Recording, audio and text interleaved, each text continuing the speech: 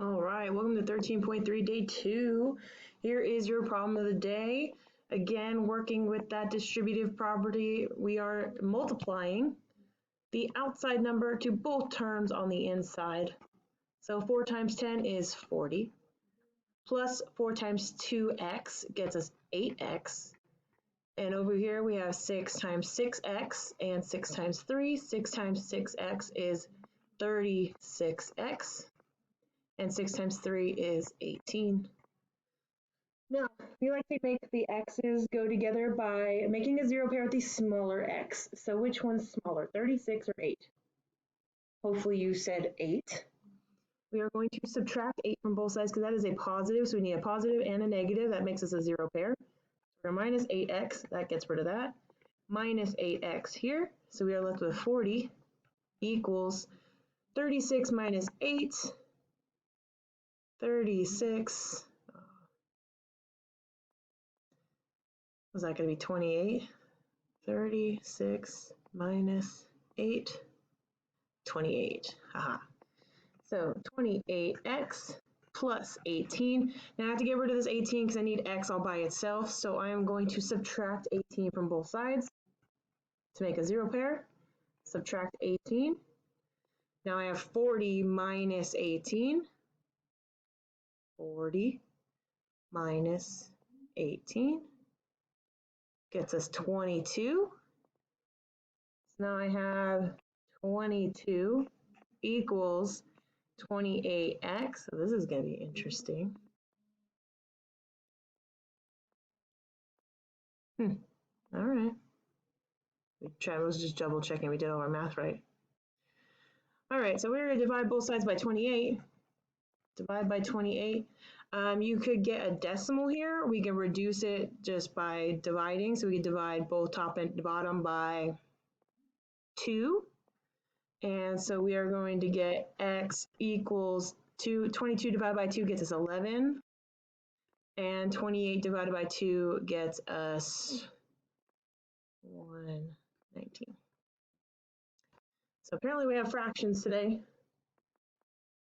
Hopefully, pretty sure we did all our math right. I don't see what we did. I even used the calculator, so. All right, 11 over 19. So this is now your turn. Do this on Nearpod. Pause right here and come back when you are ready. All right, see you in a second. Okay, hopefully yours isn't a fraction. So we're going to take these two outside numbers, we're going to multiply them to both terms on the inside. 3 times 9. 3 times 9 gets us 27, plus 3 times 3x gets us 9x, equals 2 times 8 gets us 16x, and 2 times 3 gets us 6.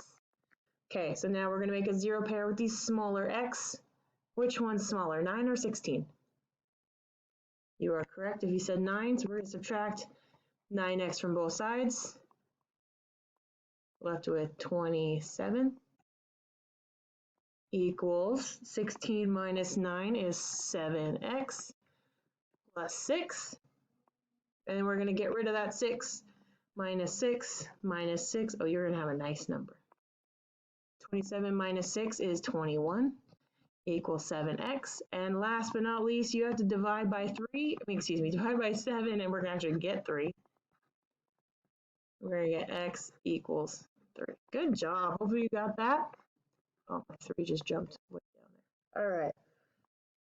Hopefully these are getting easier for you. We are going to move on to today's work. We are still working on volume of spheres.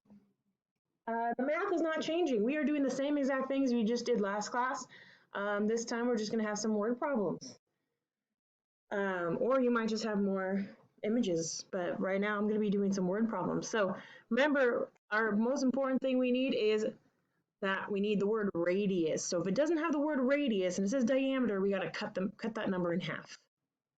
Okay, so here's my example. It says Miss Yang has a souvenir volleyball with a diameter of 9 inches.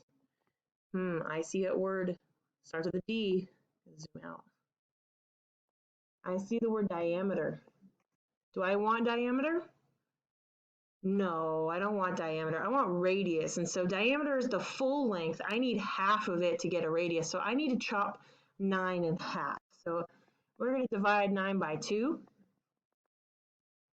Let's get that calculator.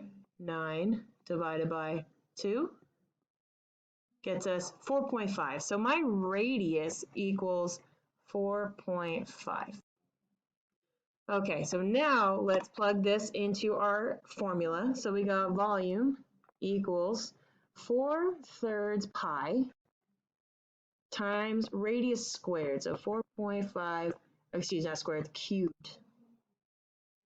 Okay, so let's solve this exponent and then we can plug everything into the calculator. So 4.5, remember, you use this one that has just variables. That has looks like it's a variable in the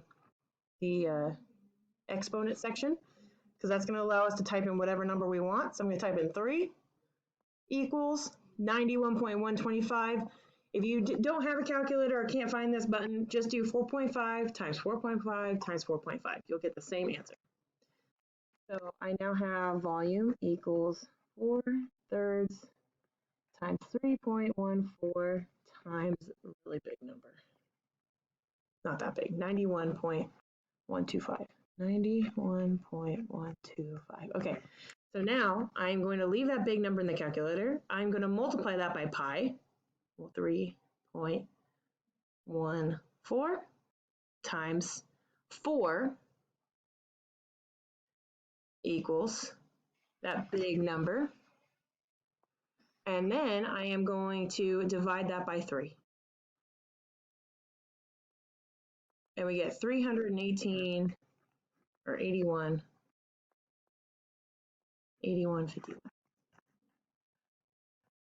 There you go. So I'm going to do one more with you.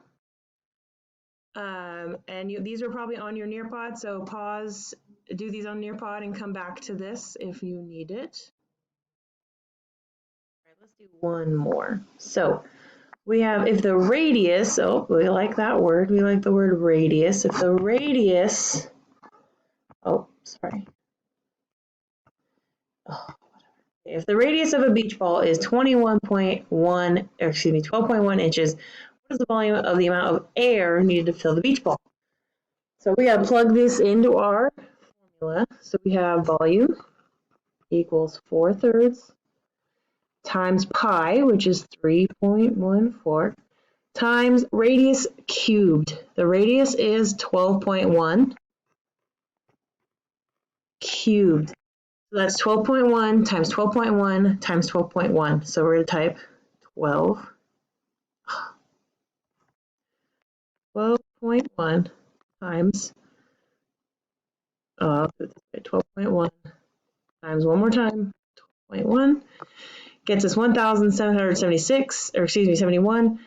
We could have also done it 12.1, oops, oh, wrong button. 12.1, that button, the third power, 1,771, and we'll do point, we can do the whole thing, 0.561. 1,771.561. You could just do 0.5. Since there's only 3 decimals, I'm just going to keep them. Okay, so I'm going to leave that in the calculator, and I'm going to multiply that times 3.4 to 3.14, and then multiply that by times 4, and we're going to divide by 3 after everything. So volume is going to equal. So that times 3.14. Good, 3.14 times 4 equals 22,000, and we're going to divide that by 3 because we have that fraction. So that's a huge long decimal. We're just going to take the first one. So it's going to be 7,416. 7,416, right? Yep, 0.9. And there you have it. So that is it. That's what we're doing. If you have any questions, let us know. Have a good day.